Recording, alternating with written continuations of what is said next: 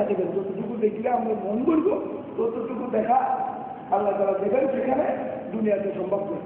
রাসূলুল্লাহ সাল্লাল্লাহু আলাইহি ওয়াসাল্লামের মোলাকাত নাই, কারণ রাসূলুল্লাহ সাল্লাল্লাহু আলাইহি ওয়াসাল্লাম যে আল্লাহর সাথে মোলাকাত করতে দেখা গেছে সেটা কিন্তু এখানে ওই জগতে। তো ওই জগতের কথা, সেখানে যদি একজন মানুষকে আল্লাহ দেখবার সুযোগ করে দেয়, সেখানে আল্লাহ নবী সেখান থেকে ঝামেলা কিছু। আবার আমাদের আইজার হাদিসে দুনিয়াতে ঝামেলা দেখবার দরকার আল্লাহ আমাদের আগে দেখতে বলছে, দুনিয়াতে দেখতে বলে বলছে আসলে রাসূল দাঁড়িয়ে করে না দেখে দেখছি ওইখানে সফর মোলাকাতে দেখতে বলছি। তারপরে বলে যে মুহাম্মদ সাল্লাল্লাহু আলাইহি ওয়াসাল্লাম আল্লাহ পক্ষ থেকে নিদর্শন নিয়ে আসছেন, আমার নাফসারা ভালো আসছে। হে মানুষ, তোমরা যারা আল্লাহর এই নিদর্শন দেখা ভালো লেগে বা নিজের জন্যই হয়েছে, আমার নাম নিয়ে পাবে যদি কেউ তারপরও অন্ধ থাকো আল্লাহর নিদর্শন কুদরত দেখার বড়ও যদি তোমার বুঝে না আসা পাবে, তাহলে তুমি নিজেই নিজের জাহান্নামের পথ তালাশ করলা। এটা আল্লাহ তোমার কিছু নাই।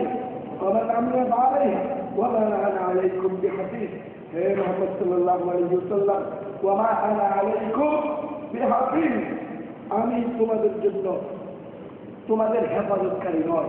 অর্থাৎ মুহাম্মদ সাল্লাল্লাহু আলাইহি ওয়াসাল্লামকে এই আরবের মুশরিকদের হারেস বানায় আল্লাহ তাআলা তুমি কই দেবা।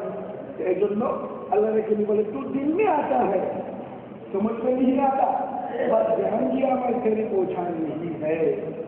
যে আল্লাহর দেখা দেখার ব্যাপারটা দিলের মধ্যে তো আছে, দেখা এই সিস্টেম, কিন্তু বুঝবার উপায় সিস্টেম, এটা বুঝবার কোনো উপায় আল্লাহ কয় আমি নিজের নিজে বুঝাই নিচ্ছি, তোমার দেখা এবং দেখার বুঝটা এইটাই বুঝাই নিচ্ছি।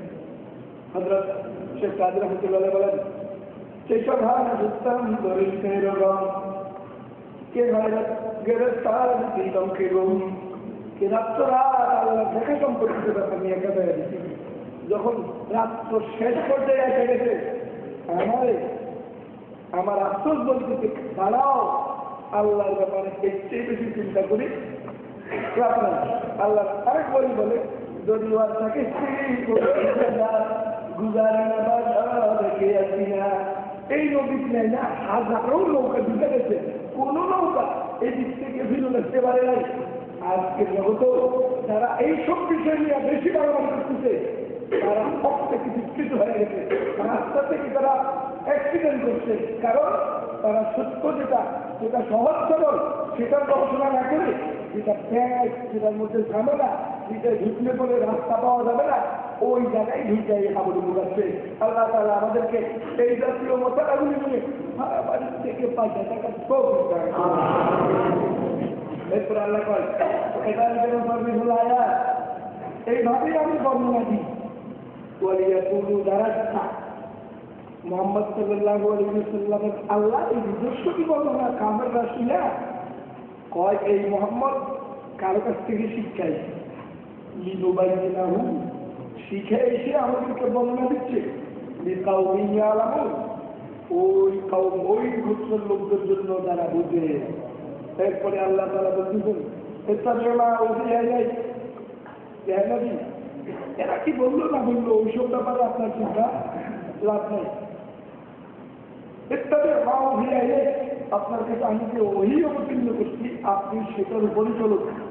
লা ইলাহা ইল্লাহু, ওই প্রথম সবক হইল আল্লাহ ছাড়া অন্য কোনো মাবুদ নাই। ওয়া আরিদ আনিল মুশরিকিন, মুশরিকদের কথাবার্তা থেকে আপনি কি করেন?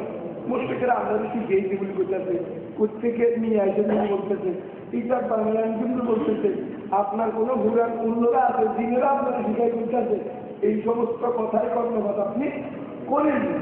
ওলাউ শাহ আল্লাহু মা আশরাকু, হে মুহাম্মদ আপনার পেরেশানির কোনো কারণ নেই, যদি আমি চাইতাম তাহলে আরবের একটা লোকও মুসলিম থাকতো না।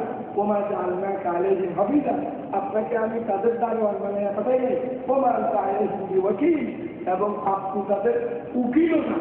আপনার দায়িত্ব দাওয়াতের কাজ করে যাওয়া, আপনি দাওয়াতের কাজ করে যান, এদের যে অত্যাচার অবিচার যে কর্মকাণ্ড তারা করছে, এই জন্য তারা আমার কাছে অবশ্যই জবাবদিহি করে রাখবে। এবং আমি সমস্ত বিষয় জ্ঞাত আছি, কোনো বিষয় ধরা তোরা বাইরে থাকতে পারবে না, আমার হিসাব থেকে বাইরে একটিও থাকতে পারবে না। সুতরাং যে বিষয়গুলি আমার, ওই বিষয় নিয়ে আপনি বেশি চিন্তা করে আপনার দাওয়াতের কাজে কোনো ধরনের ত্রুটি অথবা অবহেলা কোনো প্রয়োজন নেই। আপনি আপনার দাওয়াতের কাজ করে যান।